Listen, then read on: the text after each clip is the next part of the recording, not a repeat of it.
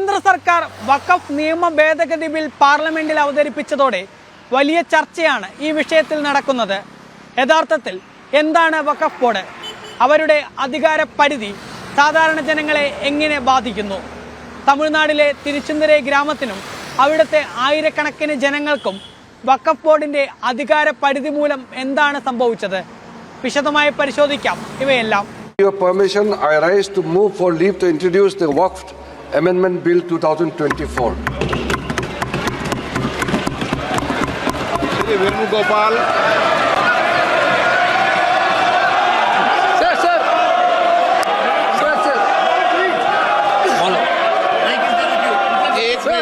एक मिनट, मैं सभी माननीय सदस्यों को जिन्होंने नोटिस दिया है उनको सबको एक एक दो मिनट बोलने की इजाजत दे रहा हूँ. हल्ला क्यों कर रहे हैं भाई? बशीर जी, they'll call your name. हाँ तो बोलेंगे तो दो मिनट जो विषय है रूल 72 के तहत ही बोलोगे ना आप, नियम कानून के तहत ही बोलोगे ना. കഴിഞ്ഞ 8-ാം തീയതിയാണ് കേന്ദ്രമന്ത്രി കിരൺ റിജിജു വഖഫ് ഭേദഗതി ബില്ല് പാർലമെന്റിൽ അവതരിപ്പിച്ചത്. രാജ്യത്തെ വഖഫ് ബോർഡുകളുടെ പ്രവർത്തനം സുതാര്യമാക്കുന്നതിനും മുസ്ലിം വിഭാഗത്തിലെ അവകാശം നിഷേധിക്കപ്പെട്ടവർക്കും സ്ത്രീകൾക്കും കുട്ടികൾക്കും സ്വത്തവകാശം ഉറപ്പിക്കുന്നതിനുമായിരുന്നു ബില്ല് അവതരിപ്പിച്ചത്.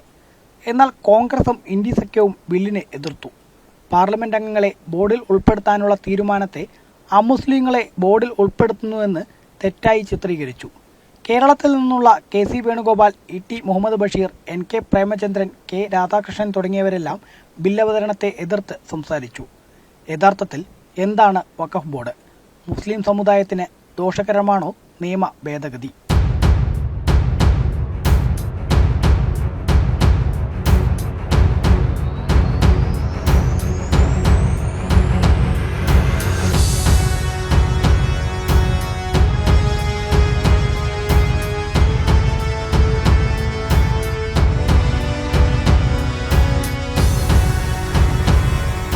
അള്ളാഹുവിന്റെ പേരിൽ മതപരമായോ ജീവകാരുണ്യമോ ആയ ആവശ്യങ്ങൾക്കായി സമർപ്പിക്കപ്പെട്ട സ്വത്താണ് വഖഫ്.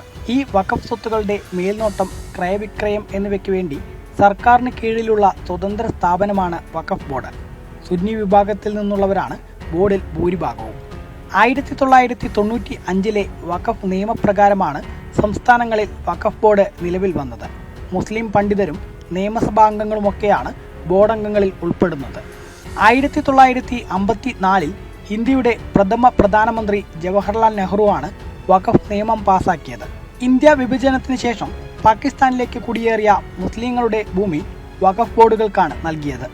1964 കേന്ദ്ര വഖഫ് കൗൺസിലും 95 എല്ലാ സംസ്ഥാനങ്ങളിലും കേന്ദ്ര ഭരണ പ്രദേശങ്ങളിലും വഖഫ് ബോർഡുകളും രൂപീകരിച്ചു. 54 നിയമം ഭേദഗതി ചെയ്താണ് 95 നിയമം പാസാക്കിയത്. 2013 വഖഫ് സ്വത്തിനെപ്പറ്റി തീരുമാനിക്കാൻ ബോർഡിന് അധികാരം നൽകുന്ന ഭേദഗതി 40 നിയമത്തിൽ UPA സർക്കാർ കൂട്ടിച്ചേർത്തു.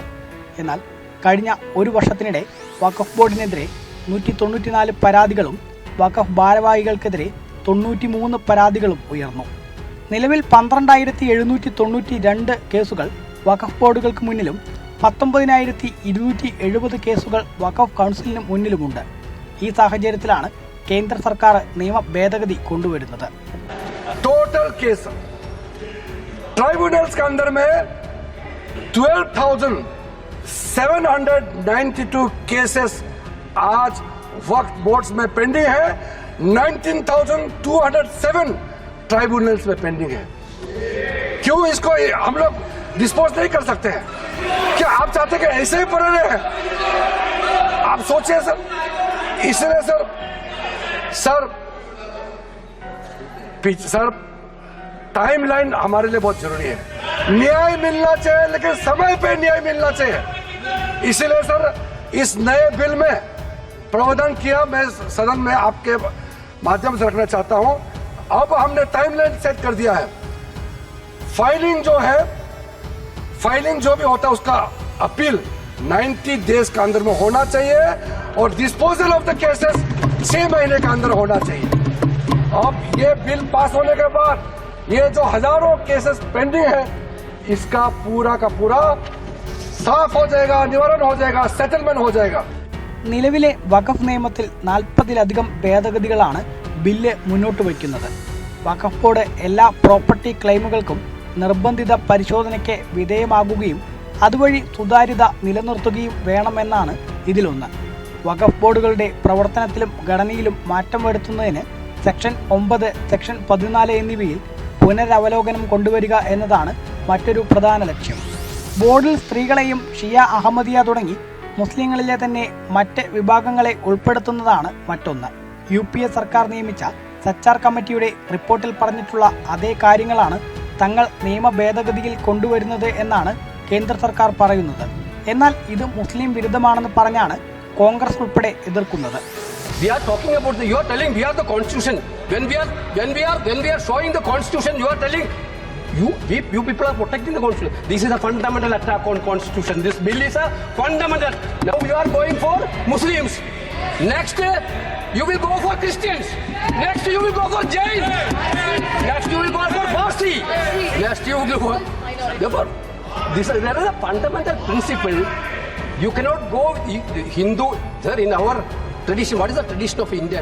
വഖഫ് നിയമ ഭേദഗതി മുസ്ലിം വിരുദ്ധമാണെന്നും അന്യമതസ്ഥരായ കളക്ടറെയും MP-യെയുമെല്ലാം എങ്ങനെയാണ് ബോർഡിൽ ഉൾപ്പെടുത്തുക എന്ന് പ്രതിപക്ഷം ചോദിക്കുമ്പോൾ അതിനുള്ള ഉത്തരം തമിഴ്നാട്ടിലെ തിരുച്ചുന്തര എന്ന ഗ്രാമത്തിലുണ്ട്. വഖഫ് ബോർഡ് ഭൂമിയിൽ അവകാശം ഉന്നയിച്ചതോടെ തിരുച്ചുന്തര ഗ്രാമത്തിലെ 3 പഞ്ചായത്തുകളാണ് ദുരിതമനുഭവിക്കുന്നത്. പ്രദേശത്തെ 1300 വർഷം പഴക്കമുള്ള ക്ഷേത്രത്തിൽ ഉൾപ്പെടെയാണ് വഖഫ് ബോർഡ് അവകാശവാദം ഉന്നയിച്ചിരിക്കുന്നത്. तिरुचेंदुराई इन तिरुचिरापल्ली डिस्ट्रिक्ट है तमिलनाडु में. वहाँ 1500 साल पुराना सुंदरेश्वर टेम्पल मंदिर वहाँ मौजूद थे. और वहाँ बेचारे एक वहाँ के गांव में रहने वाले उसको पता भी नहीं है. वो अपना जमीन बेचने के लिए 1.2 एकड़ जो बेचने के लिए गए तो आप बताया गया कि आपका गांव तो वक्फ का जमीन है. आप सोचिए पूरा गांव को वक्फ प्रॉपर्टी डिक्लेयर कर दिया गया है. आप सोचिए वो गांव का इतिहास 1500 साल पुराना है और सारे के सारे गांव को वक्फ का प्रॉपर्टी डिक्लेयर कर दिया गया है. इस तरह का जो चीज होते हैं इसमें धर्म मत देखिए. इसको इस देश का नागरिक होने के नाते विशेष रूप से हम लोग सब सांसद है इस सदन में, मेंबर ऑफ पार्लियामेंट होने के नाते ये कौन सा स्टेट है, तमिलनाडु हो या उत्तर प्रदेश हो, ये मत देखिए. ये कैसा इस तरह का घटना हो गया कि आपको ये चिंता नहीं होते आपको ये सब घटना सुन करके. 2022 പെട്ടെന്നൊരു സുപ്രഭാതത്തിലാണ് തിരുച്ചെന്തുരൈ, അന്തനല്ലൂർ, മേക്കുടി എന്നീ 3 പഞ്ചായത്തുകളിലെ മുഴുവൻ ഭൂമിയും തങ്ങളുടേതാണെന്ന് വഖഫ് ബോർഡ് അവകാശവാദം ഉന്നയിച്ചത്. രാജഗോപാൽ എന്ന പ്രദേശത്തെ ഒരു കർഷകൻ തൻ്റെ മകളുടെ വിവാഹാവശ്യം ഭൂമി വിൽക്കാൻ പോയപ്പോഴാണ് അത് വഖഫ് ബോർഡിൻ്റേതാണെന്ന അറിയിപ്പ് ലഭിച്ചത്. തുടർന്ന് നടത്തിയ അന്വേഷണത്തിലാണ് പ്രദേശത്ത് ചോഴന്മാർ നിർമ്മിച്ച 1300 വർഷം പഴക്കമുള്ള ചന്ദ്രശേഖര സ്വാമി ക്ഷേത്രം ഉൾപ്പെടെ കൈക്കലാക്കാൻ വഖഫ് ബോർഡ് നീക്കം നടത്തുന്നത് പ്രദേശവാസികൾ തിരിച്ചറിഞ്ഞത്.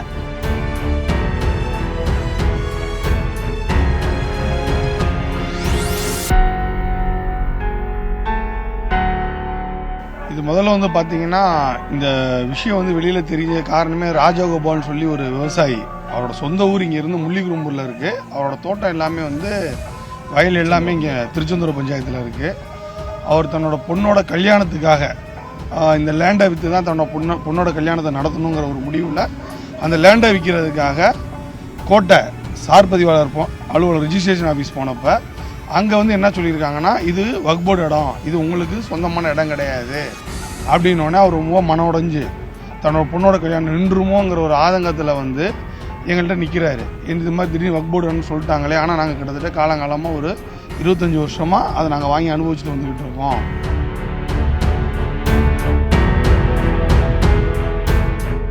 கிராமத்தில் முஸ்லீம் குடியேறிய 35 வருஷம் தான் ஆகுது. இதுக்கு முன்னாடி எங்கள் தாத்தா பாட்டா எல்லாருமே இதே ஊரில் தான் பிறந்து வளர்ந்தாங்க. இந்த கிராமத்துக்கு முஸ்லீம் வந்து 35 வருஷம் தான் ஆகுது. அதுக்கு முன்னாடி இங்கே யாரும் முஸ்லீம்லாம் கிடையாது. இப்போ திடீர்னு வந்து 1500 வருஷத்துக்கு முன்னாடி இருக்க இடம் எங்களுடைய இடம் அப்படி சொன்னால் அது எந்த தைரியத்தில் சொல்கிறாங்கன்னு தெரியல. இப்போ சுவாமியோட பத்திரப்பதிவு 2014 வரைக்கும் 2014லையும் பத்திரம் பண்ணியிருக்காங்க ரிஜிஸ்ட்ரேஷன் ஆஃபீஸில். அது வரைக்கும் இந்த இனாம் அப்படிங்கிற பிரச்சனை ரிஜிஸ்டர் ஆஃபீஸில் எதுவும் வரல. இப்போ திடீர்னு எப்படி ரிஜிஸ்ட்ரேஷன் ஆஃபீஸுக்கு இனாம் அப்படிங்கிற சொல் வந்துச்சு அப்படி தெரியல. அப்போ டிஎம்கே கவர்மெண்ட் அவங்களுக்கு ஃபுல்லாக சப்போர்ட் பண்ணுறாங்களா? ஒரு பிஜேபியோட எம்பி எங்கள் நார்த்தில் இருக்கவர் அவர் இந்த கிராமத்துக்காக நேற்று சொல்கிறார், இந்த கிராமத்தில் 1100 வருஷத்துக்கு முன்னாடி ஒரு கோவில் இருந்திருக்கு, அந்த கோவிலுக்கு இவ்வளோ இடம் இருந்திருக்கு, திடீர்னு வக்ஃபு போர்டுன்னு இவங்க சொல்கிறாங்க அப்படின்னு அவர் பார்லிமெண்ட்டில் பேசுகிறாரு. இதே தமிழ்நாட்டிலேருந்து 40 எம்பி போயிருக்காங்க இங்கேருந்து. இந்த இந்து மக்கள் ஓட்டு போட்டு தான் அந்த எம்பி போயிருக்காங்க. 70% ஓட்டு இந்து மக்கள் போட்ட ஓட்டு. அவங்க கொஞ்சமாவது நினச்சி பார்க்கணும். அதை 70% இந்து மக்கள் போட்ட ஓட்டு. இந்த 40 எம்பியுமே அங்கே போய் என்ன பண்ணுறாங்கன்னு தெரியல. ஒரு வடநாட்டில் உள்ள ஒரு எம்பி எங்களுக்காக குரல் கொடுக்குறாரு, இந்த கிராமத்துக்காக குரல் கொடுக்குறாரு. ஆனால் இங்கே உள்ள யாருமே குரல் கொடுக்கல.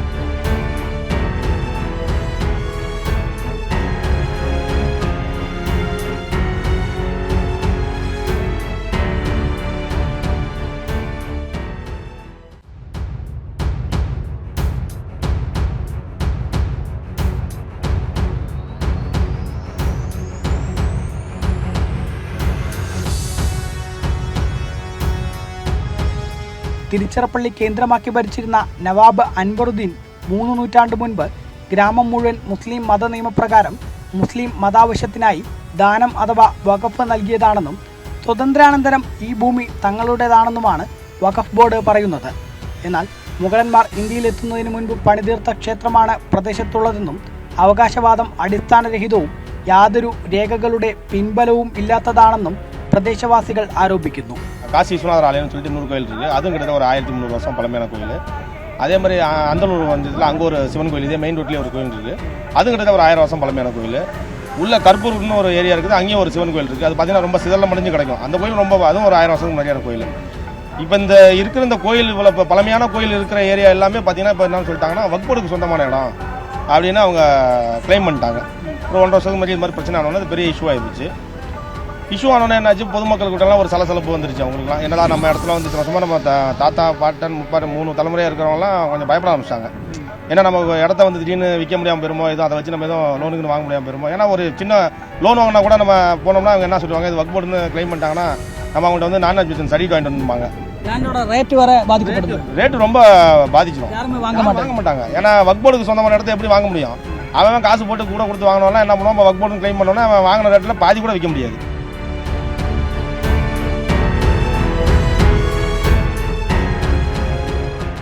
இந்த கோயில் ஒரு 1350 வருஷமாக இங்கே தான் இருக்குது. ஆனால் இன்றைக்கி வந்து பார்த்தா வக்ஃப் போர்டு வாரியம்னு சொல்லி புதுசாக இப்போ 2022 வந்து சொல்லியிருக்காங்க.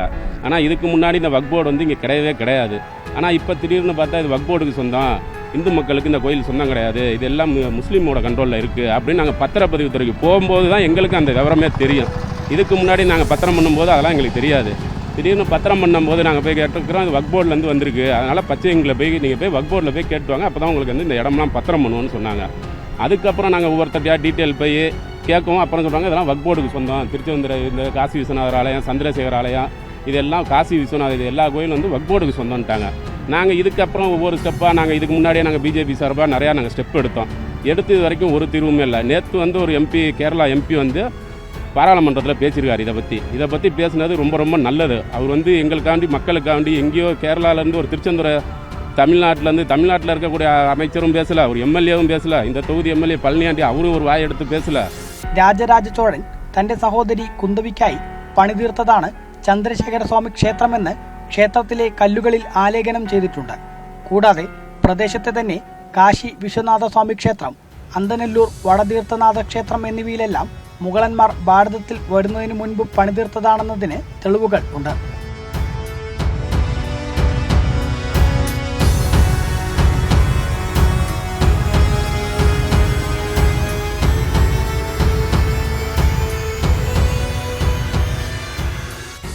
സ്വന്തം ഭൂമി തങ്ങളുടേതാണെന്ന് തെളിയിക്കേണ്ട ഗതികേടിലാണ് തിരുച്ചെന്തരക്കാർ ഇപ്പോൾ. കളക്ടറും മറ്റും ഇടപെട്ട് വഖഫ് ബോർഡിന്റെ NOC ഇല്ലാതെ ഭൂമി ക്രയവിക്രയം നടത്തുന്നതിന് താൽക്കാലിക പരിഹാരമുണ്ടാക്കി നൽകിയെങ്കിലും പ്രദേശത്തെ ഭൂമി വില കുത്തനെ ഇടിഞ്ഞു. ബാങ്കുകളിൽ നിന്ന് വായ്പ ലഭിക്കുന്നതിനുൾപ്പെടെ പ്രയാസം അനുഭവിക്കുകയാണെന്ന് പ്രദേശവാസികൾ പറയുന്നു.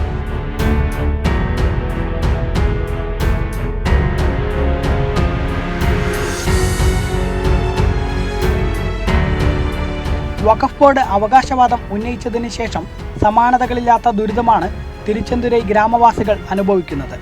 ഒരേക്കറിന് 3 കോടി രൂപ വരെ വിലയുണ്ടായിരുന്ന ഭൂമിക്ക് 20-30 ലക്ഷം രൂപയായി വില കുത്തനെ ഇടിഞ്ഞു.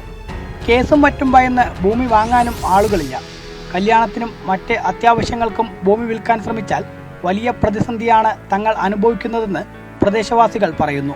கிட்டத்தட்ட கோடி ரூபாய்க்கு மேலே ஏக்கர் விற்றுக்கிட்டு இருந்துச்சு, 1 கோடி ரூபாய்க்கு மேலே விற்றுக்கிட்டு இருந்துச்சு. இந்த வப்போட பிரச்சனைனால பார்த்தீங்கன்னா 30 லட்சம் 40 லட்சம் அது வாங்கவும் ஆள் இல்லை. மக்கள் இதனால் ரொம்பவும் பாதிக்கப்படுறாங்க. அது இல்லாமல் இந்த ஊருக்கே ஒரு அவப்பேர் ஏற்படுத்துகிற மாதிரி இந்த வப்போடு ஏற்படுத்திருச்சு. இது முஸ்லீமோட இடம் அப்படின்ட்டு கிட்டத்தட்ட இந்த 5 கோயிலுக்கும் சேர்ந்து இந்த சந்திரசேகர் ஆலயத்தோட சேர்ந்து துணை கோயில் 5 கோயில் இருக்குது. இந்த 5 கோயிலுக்கும் 2234 ஏக்கர் இருக்குது. இப்போ இந்த கிராமமே கோயிலோட சொத்து தான். கிட்டத்தட்ட 90% இடம் இந்த கிராமமே கோயிலோட சொத்து தான். இந்த கோயில் இது எல்லாமே சேர்ந்து இந்த கிராமத்தில் மீதி உள்ள பட்டாவுல இடம், விவசாய இடம், மீதி எல்லா இடமும் வந்து இது மாதிரி போகும். நிறைய பேர் மன உளைச்சல். இந்த ஊரில் வந்து கிட்டத்தட்ட 2022 அவங்க அந்த வப்போட்டில் அறிவிச்சதுக்கு அப்புறம் இந்த ஊரில் யாருமே இடம் வாங்கவே இல்லை. இந்த திருச்செந்தூர கிராமத்திலும் சரி, கடியாவுச்சி கிராமத்தில் இப்போவும் வாங்கவே இல்லை. இப்போ நேற்று நடந்த அந்த பாராளுமன்றத்தில் பட்ஜெட் இது பண்ணதுக்கு அப்புறம் இது இனிமேற்பட்டு மக்கள் வந்து நாங்கள் கொஞ்சம் சந்தோஷமா இருக்கோம். இனிமேற்பட்டு இந்த இடம் விற்கி இந்த ஊரில் வந்து அந்த மாற்றங்கள் பேரும். மக்கள் வந்து ஹிந்துஸ் மட்டும் தானா இல்லை எல்லா முஸ்லீம்ஸ் எல்லாருமே இருக்குதா? இங்கே வந்து பார்த்தீங்கன்னா 95% வந்து இங்கே வந்து ஹிந்துஸ் தான். முஸ்லீமில் பார்த்தீங்கன்னா திருச்செந்தூர கிராமத்தில் மொத்தத்துக்குமே வந்து பார்த்தீங்கன்னா 21 தலைக்கட்டு தான் இருக்காங்க.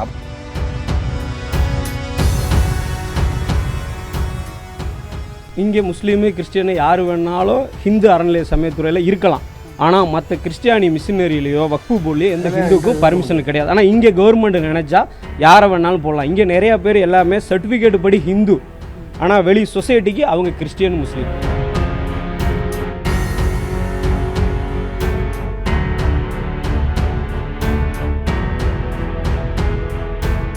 DMK സർക്കാർ വിഷയത്തിൽ ന്യൂനപക്ഷ പ്രീണനമാണ് നടത്തുന്നത്. തങ്ങൾക്ക് വേണ്ടി ശബ്ദിക്കാൻ പോലും തയ്യാറായില്ല എന്ന പരാതിയും ഗ്രാമവാസികൾക്കുണ്ട്. இங்கே ஹிந்து அறநிலையத்துறையில் மட்டும் போடுவாங்க. மற்ற வக்ஃபு போர்டுலையோ கிறிஸ்டியன் மிஷினரிலையோ எந்த ஹிந்தும் போய் கேட்கக்கூடாது, கேள்வி கேட்கக்கூடாது. கவர்மெண்ட்டும் அவங்களை எந்த கேள்வியும் கேட்காது. அவங்களுக்கு எல்லாம் ஃபுல் ஃப்ரீடம் உண்டு தமிழ்நாட்டில். ஆனால் ஹிந்து அறநிலையத்துறையில் நம்ம சொந்த ஊர் கோவிலாக இருந்தாலும் நாங்கள் அங்கே ஒரு விசேஷம் பண்ணணும்னா நாங்கள் போய் கவர்மெண்ட்டில் பர்மிஷன் வாங்கணும். கவர்மெண்ட்டில் ஈஓ போட்டிருக்க யாருன்னா ஈஓ கண்காணிக்க மட்டும்தான் போட்டிருக்காங்க. ஜஸ்ட் அவங்க வாட்ச், அவ்வளோதான். என்ன பண்ணுறாங்கன்னு வாட்ச் பண்ண தான் இருக்காங்க. அவங்களுக்கு எந்த அதிகாரம் கிடையாது. அவங்கள பார்த்துக்க சொல்லி தான் கொடுத்துருக்காங்க. கோவிலை பார்த்துக்கங்க அப்படின்னு அவங்கள்ட்ட கோவிலை ஒப்படைக்கலை, பார்த்துக்க சொல்லி தான் கொடுத்துருக்காங்க. ஆனால் இங்கே இருக்க ஆஃபீஸர்லாம் என்ன நினைக்கிறாங்கன்னா இந்த கோவிலே நம்மள்ட்ட கொடுத்துட்டாங்க அப்படின்னு. இங்கே பரம்பரையாக குடியிருக்கவங்க கோயிலில் சாமி கும்பிட போனால் அவங்கள்ட்ட பர்மிஷன் கேட்கணும். அது இல்லாமல் கேரளாவில் இருக்க மாதிரி இங்கே கிடையாது. இங்கே நாங்கள் சாமியை ஒரு 10 அடியில் பார்க்கணுன்னா 100 ரூபா கட்டணும், 5 அடியில் பார்க்கணுன்னா 200 ரூபா கட்டணும், சாமி பக்கத்தில் போய் நிற்கணும்னா 500 ரூபா கட்டணும். மொத்தம் காசு. இந்துக்களுடைய பாரம்பரியமாக 2000-3000 வருஷமாக வச்சு நடத்துகிற கோவிலை இவங்க காட்சி பொருளாக மாற்றி காசாக மாற்றிட்டு இருக்காங்க. இப்போ அதை வேற ஆளுக்கு விற்கிறதுக்கு ரெடி பண்ணுறாங்க. அதான் இப்போ இவங்க கவர்மெண்ட் வந்தால் தான் இந்த பிரச்சனையெல்லாம் வரும். இதுக்கு முன்னாடி எந்த கவர்மெண்ட் இருக்க வரைக்கும் இந்த பிரச்சனையெல்லாம் கிடையாது. കേന്ദ്ര സർക്കാർ നിയമത്തിൽ ഭേദഗതി കൊണ്ടുവരുന്നതിനെ വലിയ പ്രതീക്ഷയോടെയാണ് ഗ്രാമജനത കാണുന്നത്. ஒரே நாளில் எந்த விதமான அறிவிப்புமே எதுவுமே இல்லாமல் ஒரே நாளில் இந்த திருச்சியில் தமிழ்நாடு முழுவதுமே 369 பக்கம் வப்போர்டு வந்து தாக்கல் பண்ணியிருந்தாங்க. இதெல்லாம் வந்து இந்த எங்களோட ஆளுமையில ப்ராப்பர்ட்டின்னு தாக்கல் பண்ணாங்க. ஒரே நாளில் அப்ரூவ்டு எப்படி கொடுத்து அவங்க எப்படி தமிழ்நாடு கவர்மெண்ட் அது கொடுத்தது முதல் தவறு. அதை ஆலோசனையே பண்ணாமல் ஒரே நாளில் கொடுத்துட்டாங்க. கொடுத்த மக்கியானாலே வந்து இந்த மக்கியானாலேருந்து அந்த ராஜகோபால் திருச்செந்தூர கிராமத்தை சேர்ந்த அவர் ராஜகோபாலுங்கிற இடம் போய் விற்க போகும்போது தான் தெரிஞ்சு இந்த பிரச்சனையே. ஆனால் எந்த விதமான அறிவிப்புமே இல்லாமல் வப்போர்டுக்கு வந்து அந்த டிஎம்கே முழுமையாக அந்த விஷயத்தை வந்து சப்போர்ட் பண்ணாங்க.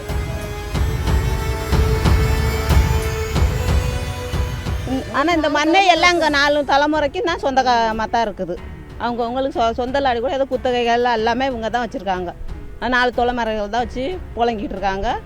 ஆனால் இந்த அவங்கவுங்களுக்கு உள்ள இடம் அவங்கவுங்களுக்கு சொந்தமாக தான் இருக்குது. அந்த காலத்துலேருந்து 4 தலைமுறையாகவும் விவசாயம் பண்ணிட்டு தான் இருக்காங்க. இப்போ தான் அதாவது பிளாட் போட்டு அவங்கவுங்க இட வசதி இல்லாதவங்க வீடு கட்டிக்கிறாங்க. ஆனால் அப்பயே பிடிச்சி விவசாய நிலமாக தான் இருக்குது. இது நாங்கள் விவசாயம் பார்த்துக்கிட்டு தான் இருக்கிறோம். நாங்களும் வந்து 30 வருஷமாக விவசாயம் தான் பார்க்குறோம். அவங்க அதுக்கு முன்னாடி காலங்காலமாகவும் இந்த விவசாயத்தை தான் பார்த்துக்கிட்டு இருக்காங்க. எல்லாம் படிக்க தெரியாதவங்க தான் இருந்தாலும் இடம் அவங்களுக்கு சொந்தம்னு தெரியும்ல, அதுமாரி அவங்களுக்கு எல்லாம் தெரியும். இப்போ தான் வேறு ஒரு இதுன்ட்டு முஸ்லீமுக்கு சொந்தம்னு சொல்லி பேச்சுவார்த்தை அடிபட்டுச்சு. கேஸ் நடக்குதுன்னு கூட சொல்லிக்கிட்டாங்க. நாங்கள் வந்து ஆனால் இப்போ காலங்காலமாக இந்து மக்கள் தான் இதை விவசாயம் பண்ணிகிட்டு இருக்காங்க இந்த இடத்துங்களை. நாங்கள் 70 வயசு 80 வயசுன்னு வச்சுக்க அப்போ பிடிச்சி இருக்கிறோம்.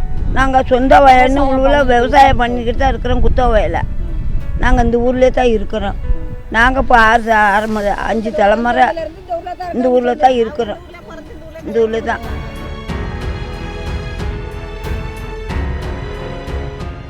തമിഴ്നാട്ടിലെ 369 ഇടങ്ങളിൽ വഖഫ് ബോർഡ് ഒറ്റ ദിവസം അവകാശവാദം ഉന്നയിച്ചിട്ടുണ്ട്. അതിൽ പലയിടത്തും ക്ഷേത്രങ്ങളും മുസ്ലിം സമൂഹത്തിൻ്റെ തന്നെ ഭൂമിയും ഉൾപ്പെട്ടിട്ടുണ്ട്. നിയമ ഭേദഗതിയോടെ ഇതിലെല്ലാം പരിഹാരമാകുമെന്നാണ് തമിഴ് ജനതയുടെ പ്രതീക്ഷ.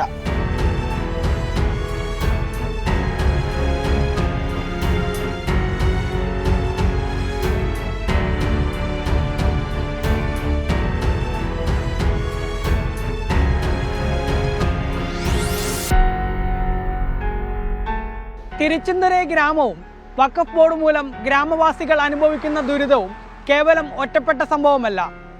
രാജ്യത്ത് നിരവധിയിടങ്ങളിൽ സമാന സ്ഥിതിയുണ്ട്. അതിലാണ് കാതലായ മാറ്റം കൊണ്ടുവരുന്നതിന് കേന്ദ്ര സർക്കാർ ശ്രമിക്കുന്നത്. നിലവിൽ പാർലമെന്റ് കമ്മിറ്റിക്ക് വിട്ടിരിക്കുന്ന ബില്ലിൽ ഇനി എന്താവുമെന്ന് കാത്തിരുന്ന് കാണാം.